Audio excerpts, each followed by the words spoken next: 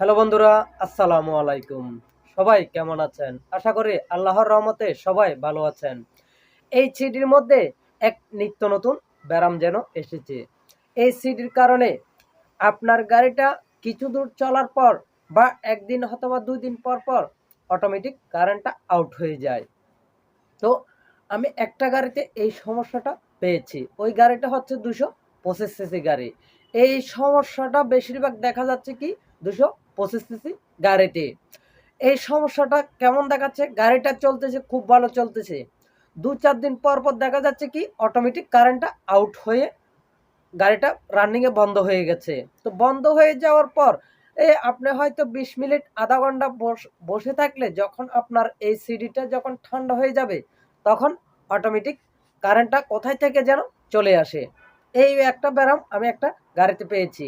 ওই গাড়িটা যখন সাইডে আটকে গেছিল, যখন বন্ধ হয়ে গেছিল, যে টেনে আনলো, অন্য একটা গাড়ি দিয়ে আনলো। তো আমি ব্যারামটা দেখার জন্য, গাড়ি ঠিক করার জন্য যখন চেষ্টা করতেছি, দেখতেছি গাড়ি প্রতি চালে স্টার্ট, কোনো প্রকার কোনো সমস্যা নেই। তো ও বলল রানিংয়ে ২-৪ দিন পর পর রানিংয়ে গাড়িটা অটোমেটিক বন্ধ হয়ে যায়। যখন বন্ধ হয়ে যায় তখন অটোমেটিক কারেন্টটা আউট হয়ে যায়। রানিংয়ে বন্ধ হয়ে গেলে হয় কারেন্ট একেবারে আউট হয়ে যাবে, না হয় কম্প্রেসার ছেড়ে দিলে কিছুক্ষণ বসে থাকলে আপনার গাড়িটা স্টার্ট হবে। এই এই ধরনের সমস্যা বেশিরভাগ কম্প্রেসারের দেয়। আপনার কম্প্রেসার ছেড়ে যখন রানিংয়ে গাড়িটা বন্ধ হয়ে যাবে, ১০ মিনিট অথবা আধা ঘন্টা অথবা ২০ মিনিট বসে থাকলে আপনার গাড়িটা আবার অটোমেটিক স্টার্ট হয়ে যাবে।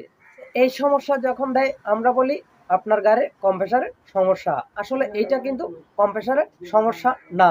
যখন গাড়িটা রানিংয়ে বন্ধ হয়ে যায় তখন চেক করে দেখলে আউট কলের ওয়ারের মধ্যে কোনো কারেন্ট নেই, কারেন্টটা আউট হয়ে গেছে।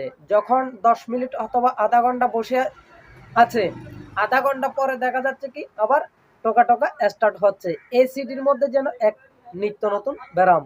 ওই ব্যারামটা আমি খুঁজে পেয়েছি এই সিডির মধ্যে। যখন গাড়িটা আমার কাছে আনলো তখন আমি এদিক ওদিক ওয়ারিং ফিউজ সবগুলো দেখলাম।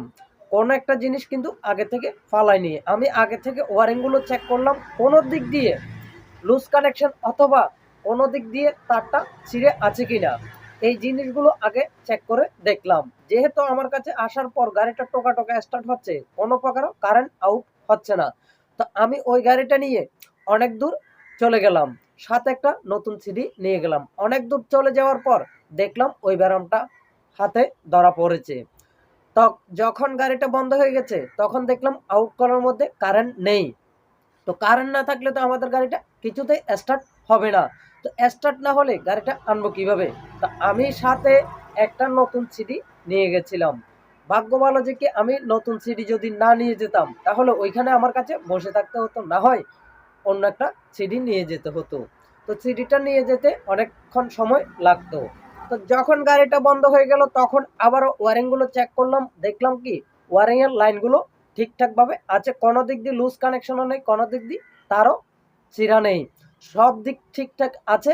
তখন দেখলাম সিডির মধ্যে একটা সমস্যা। নতুন সিডিটা যখন লাগাইছি তখন কারেন্ট এসে গেছে, আবার পুরাতনটা লাগানোর পর দেখতেছি কারেন্টটা আসতেছে না। তখন ব্যারামটা ধরা পড়লো এই সিডির মধ্যে। তো এই সিডি যখন নতুন লাগিয়ে দিলাম, ওই জায়গা থেকে আসার পরও গাড়িটা কোনো প্রকার বন্ধ হয় নাই। এরপর ওকে বললাম তুমি ২-৩ দিন চালিয়ে দেখো এই ধরনের ব্যারাম দেখা যায় কিনা। এরপর ও ২-৩ দিন চালানোর পর দেখতেছে এই ধরনের ব্যারাম দেখা যাচ্ছে না, এই ধরনের আর কোনো সমস্যা দিচ্ছে না। তাই আমি চিন্তা করলাম এই সমস্যাটা যাতে কি আপনাদের কারো হয়ে থাকলে আপনারা এদিক ওদিক যাতে খোঁজাখুঁজি না করে কোনো কিছু পাল্টানোর আগে এই জিনিসটা চেক করার জন্য তাই আপনাদের মাঝে ভিডিও বানিয়ে দিয়ে দিলাম, যাতে কি এই ব্যারামটা ধরতে আপনাদের খুবই একটা সহজ হয়। আমি এই ধরনের ব্যারাম আর কখনো পাইনি। কারেন্ট আউট হয়ে গেলে ১৫-২০ মিনিট বসলে আবার অটোমেটিক কারেন্টটা ঠিক হয়ে যায়, এই ধরনের সমস্যা আর কখনো পাইনি। এই গাড়িতে পেয়েছি তাই আপনাদেরকে ভিডিও বানিয়ে আপনাদের সহজ হওয়ার জন্য দিয়ে দিলাম। এই ধরনের সমস্যা বেশিরভাগ হচ্ছে এখন ২২৫ সিসি গাড়িতে। ১৭৫ সিসি বলেন, ২০৫ সিসি বলেন, ২২৫ সিসি বলেন, যেখানে যেই সিসি গাড়িতে হোক না কেন এই জিনিসগুলো আগে চেক করবেন। আপনাকে ডাইরেক্টলি নতুন লাগাতে বলতেছি না, আগে চেক করে দেখুন এই জিনিসগুলো। আগে ওয়ারিং গুলো দেখুন, তার ফিউজ গুলো দেখুন, এগুলো চেক করে তারপর আপনি সিডি লাগান। এর আগে আউট কয়েল, সিডি এগুলো চেক দিয়ে যেটা লাগে ওইটা লাগান। হুট করে কোনো একটা জিনিস পালাতে যাবেন না, ফেলে দিলে ঠিক না। কারণ এখন বর্তমান মার্কেটের জিনিস কিছুটা ভালো চললো, কিছুটা বেশিরভাগ ক্ষেত্রে খারাপ হয়ে যাচ্ছে। আপনার গাড়িতে পুরাতন জিনিস যেটা সেটিং আছে ওইটার থেকে মার্কেটেরটা খুবই একটা দুর্বল। কারণ আপনার গাড়িতে যেটা চলতেছে ওইটা অনেক ভালো, সহজে কোনো জিনিস পালানোর চেষ্টা করবেন না। তো বন্ধুরা, আজকের এই ভিডিওতে হঠাৎ করে কারেন্ট আউট হয়ে গেলে কি করতে হবে, এই সিডির মধ্যে নতুন একটা ব্যারাম আসলো, আজকের এই ভিডিওতে জানতে পারলেন এবং কি বুঝতে পারলেন। তো ভিডিওটা ভালো লাগলে লাইক এবং কমেন্ট করতে ভুলবেন না। আপনারা কেউ কোনো সমস্যায় থাকলে আমাকে কমেন্টে জানালে আমি যথেষ্টপূর্ণ চেষ্টা করব আপনাদেরকে কমেন্টের মাধ্যমে বুঝিয়ে দেওয়ার জন্য। আর যথেষ্টপূর্ণ চেষ্টা করব আপনাদেরকে ভিডিওর মাধ্যমে আরও সহজে বুঝিয়ে দেওয়ার জন্য। তো ভিডিওটা ভালো লাগলে চ্যানেলটা সাবস্ক্রাইব করে পাশে থাকবেন। দেখা হবে পরবর্তী কোনো ভিডিওতে। ততক্ষণ পর্যন্ত সবাই ভালো থাকবেন, সুস্থ থাকবেন। ধন্যবাদ সবাইকে।